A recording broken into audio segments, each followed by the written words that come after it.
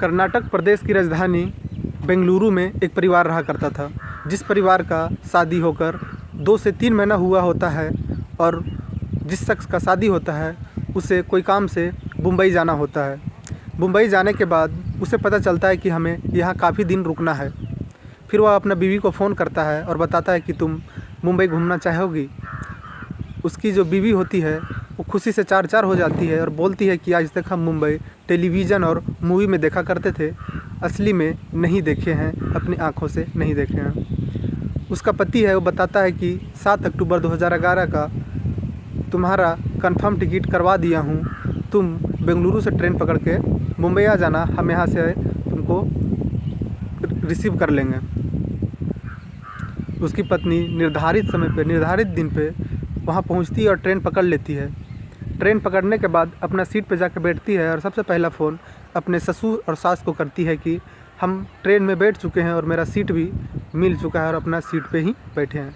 फिर दूसरा कॉल अपने पति को करती है और बताती है कि हाँ, हम ट्रेन बैठ गए हैं और अपना सीट पे बैठे हुए हैं। तभी उसका पति बताता है कि किसी से ज़्यादा बात नहीं करना, किसी का खाना मत खाना, किसी को कुछ खाने मत देना। इतने में ही उनका पति फ़ोन रख देते हैं। जो सीट पे यह लड़की बैठी हुई थी उसी का बगल वाला सीट पे, लड़की के बगल वाले सीट पे बैठे हुए थे, लेकिन दोनों बात वगैरह कुछ नहीं कर रहे थे। लेकिन कुछ वक्त बीतने के बाद, कुछ दूरी जाने के बाद दोनों आपस में बात करने लगते हैं। बात करते करते फिर इस लड़की जो बैठी हुई थी उससे भी बात करना चाहते हैं। बोलते हैं कि बहन तुम कहाँ जा रही हो, पहली बार ट्रेन में सफ़र कर रही हो क्या? लड़की बताती है कि ट्रेन में तो वैसे बहुत सफ़र किया हूँ, लेकिन मुंबई का सफ़र पहली बार कर रहा हूँ। फिर लड़की कुछ खाने के लिए निकालती है और उधर से लड़का भी कुछ खाने के लिए अपने बैग से निकालता है, लेकिन लड़का बोलता है कि तुम ये लोगी क्या? लड़की इनकार कर जाती है, बोलती कि नहीं मेरे पास है, मैं खा लूँगी। लेकिन कुछ वक्त बीतने के बाद, कुछ दूर जाने के बाद चाय वाला आता है, तो यह 2 शख्स अपने लिए 2 चाय मंगाते हैं और एक और चाय मांगते हैं जो कि उस लड़की को देते हैं। वो लड़की भी चाय ले लेती है और पीने लगती है। जैसे ही चाय पीती है वैसे लड़की का आँख नम होने लगते हैं और लड़की नींद में आ जाती है। कुछ देर के बाद लड़की बेहोश हो जाती है। जब उसका लड़की का नींद खुलता है 3 घंटा बाद, तब वह लड़की एक टैक्सी में होती है और जब हल्का हल्का उसका नशा फट रहा था तो वह देखती है कि हम एक टैक्सी में हैं। फिर वो 2 शख्स से बोलने लगती है कि हमें छोड़ दो, हमें जाने दो। वो शख्स उस लड़की को ज़ोर से एक थप्पड़ लगाते हैं और बोलते हैं कि चुपचाप रहो, नहीं तो मार देंगे। वो लड़की चुपचाप हो जाती है। उसके बाद वो 2 शख्स उसे मुंबई के रेड लाइट एरिया में लेके जाते हैं और वहाँ एक कोठे वाली से बात करते हैं। कोठे वाली से बात करने के बाद इसे 45,000 में इस लड़की को बेच देते हैं। जिस कोठे वाली मालकिन का था सुनीता पुजारी, 45,000 लेकर ये 2 शख्स चले जाते हैं और ये लड़की जिसे बेचे थे लोग, वह लड़की रोने लगती है। फिर कोठे वाली मालकिन इसलिए लड़की को एक कमरे में बंद कर देती है। कमरे में करीबन 15 दिन तक बंद रखती है।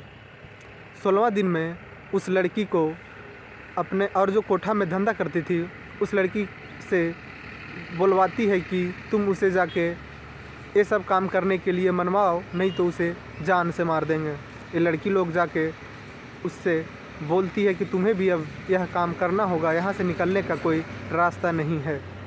फिर मजबूरन 16वां दिन में वो लड़की ये सब धंधा करने के लिए तैयार हो जाती है। उसे वही रूप का कपड़ा पहनाया जाता है जिस रूप में हर लड़की पहनी हुई थी, हर कोठे वाली लड़की पहनती है।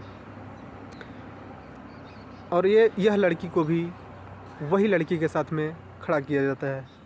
एक ग्राहक आता है और नई वाली लड़की को चुनाव करता है। चुनाव करने के बाद कमरे में लेके जाता है। कमरे में ले जाने के बाद वह लड़की उस शख्स के पास रोने लगती है। तो उस शख्स को दया आ जाता है। उसके बाद वह शख्स उस लड़की से पूछने लगता है कि तुम कहाँ के हो, यहाँ कैसे आई? फिर वह लड़की अपनी बीती कहानी बताती है और वह लड़की कहती है कि सिर्फ मेरे पति से हमें बात करवा दो। उस शख्स के पास फ़ोन था और एक ख़ासियत क्या था कि जो रूम में ये लोग थे वह रूम का आवाज़ नहीं तो बाहर आता, नहीं बाहर की आवाज़ अंदर जाता। फिर वह शख्स अपना फ़ोन निकाल के देता है और उसके पति के पास फ़ोन लगा देता है।